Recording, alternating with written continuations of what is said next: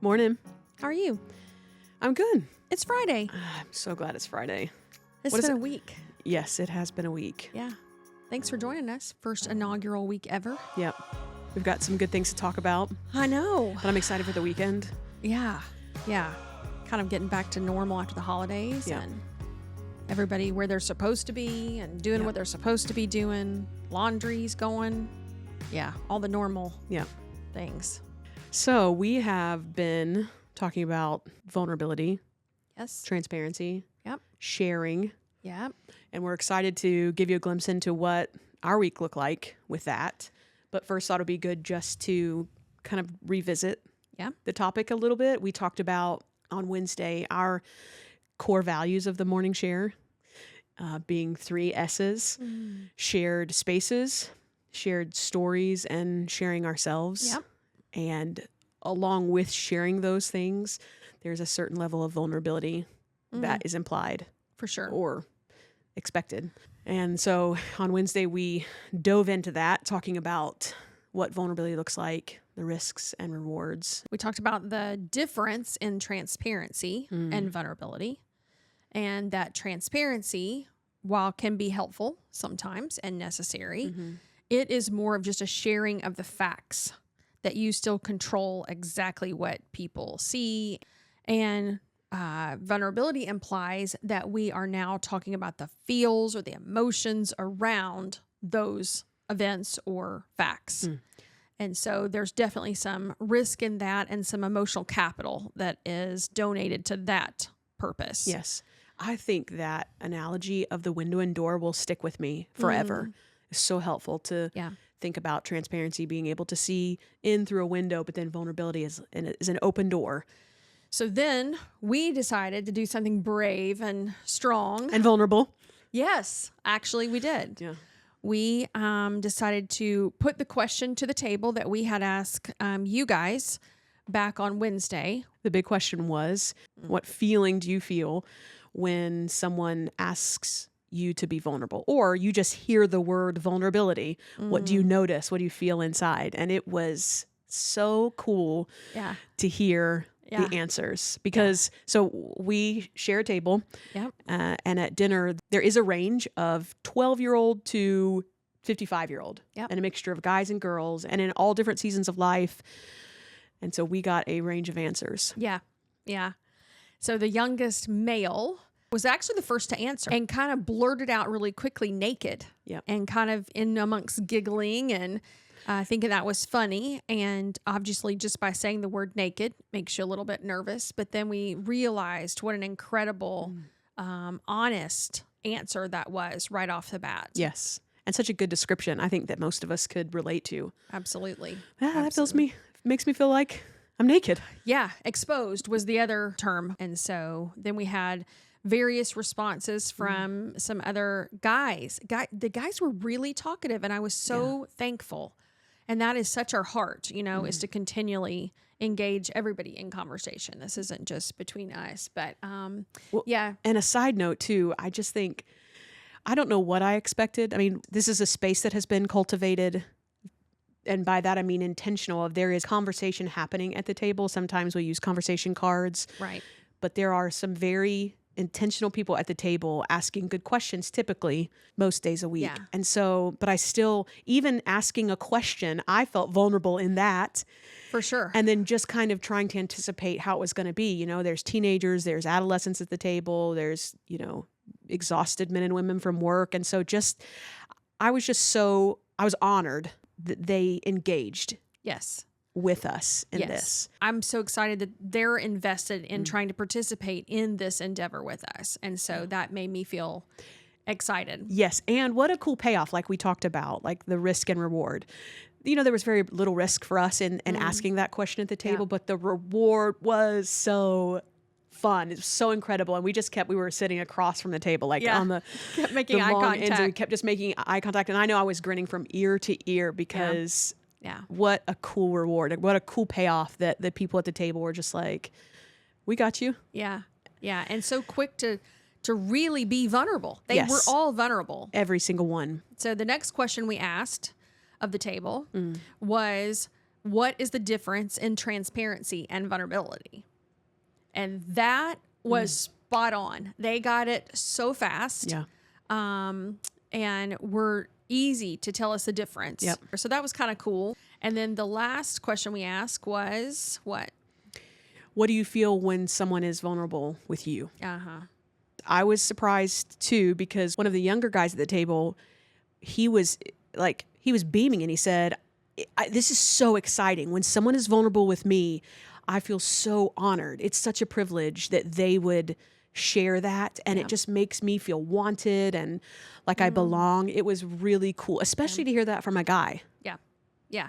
And said, obviously, some on the heels of that, few people said that it was easier for them then to be vulnerable in return. Which is what we were talking about with reciprocity, or that vulnerability breeds vulnerability. Yep. Definitely. Yep. So that kind of bore out. And this was something that like we had discussed, but they hadn't been privy to that conversation. And so to hear them be able to articulate the very things that we had discussed between the two of us and with you guys, it was so cool and confirming that we're on the right track here. Yeah.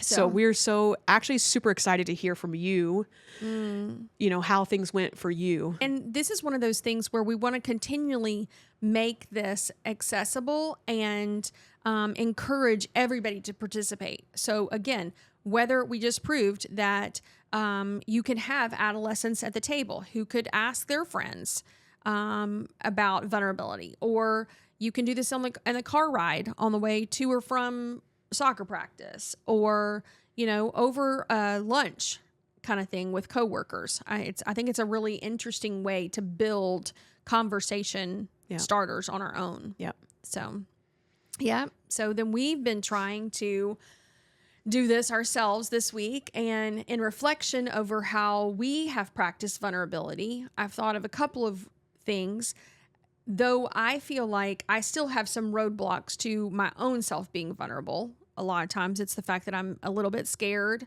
that someone's going to use it as a weapon against me, whatever I share. But at the same time, I feel like this week in particular, I was more conscious of the fact that I wanted to practice the arts of listening that we had talked about this on Wednesday, the practice of curiosity, that I wanted to be a better, safe place for somebody else to be vulnerable with. And so that has not always been said of me. And so I want to work to cultivate being a safe place where someone could sit with me and have my full attention and my presence and my curiosity enough to share with me those things. Yeah. That's good. Yeah. What about you? What would your practice look like this week? Well, I've done some reflecting on actually what is the scary part of vulnerability for me. And I think it's fear. And I think I would say, if I show this part of myself, if I say these things, if I reveal these things, then people will leave, or, you know, they'll leave. But what has proved to be true is that the relationship actually is strengthened. They don't leave. They're in it for more.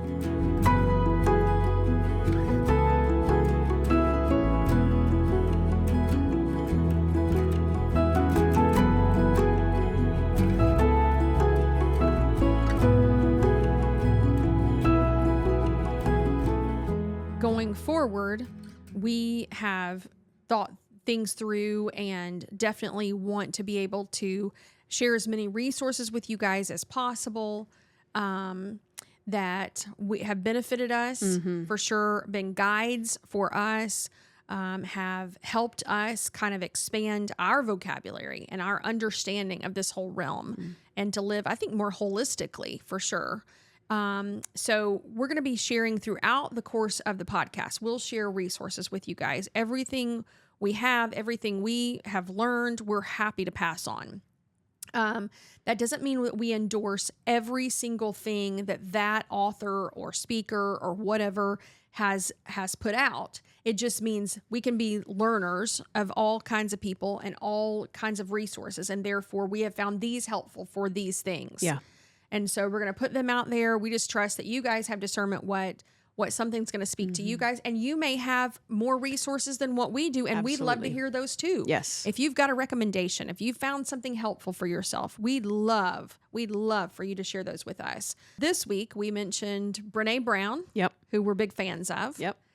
And Well, and specifically her books, Dare to Lead yes, and Atlas of the Heart. I will give a little bit of quick story for if you've heard us talk these emotional words, and part of the risk and part of the reward, both together, of learning to walk in these spaces is emotional vocabulary. So if that seems like a language that you're not super familiar with, it's hard for you to articulate. And so if you're looking for more vocabulary around these emotional terms, Atlas of the Heart by Brene Brown is such a great resource. Another book, and something that is special to us, is Spiritual Formation by Henry Nouwen. And this was probably our first book, shared experience, morning share, and easy to read. It's a good place to start For sure. if you're curious, or even if you just are starting to ask questions. And then last but not least, certainly, Yeah, is Mark Nepo. We have been doing the Book of Awakening for all of 2025. and I would say he's using a lot of the language that we're talking about.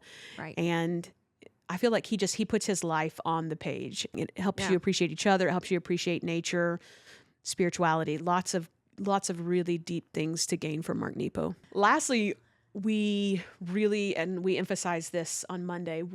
We don't want to do this without you. And so we would love to hear from you. And we've said this earlier, but we want to hear how your week was and how you practice vulnerability. And then what happened? What did you notice inside of you? What did you notice when you talked about it with your friends and family? Yeah. You know, was it worth the risk?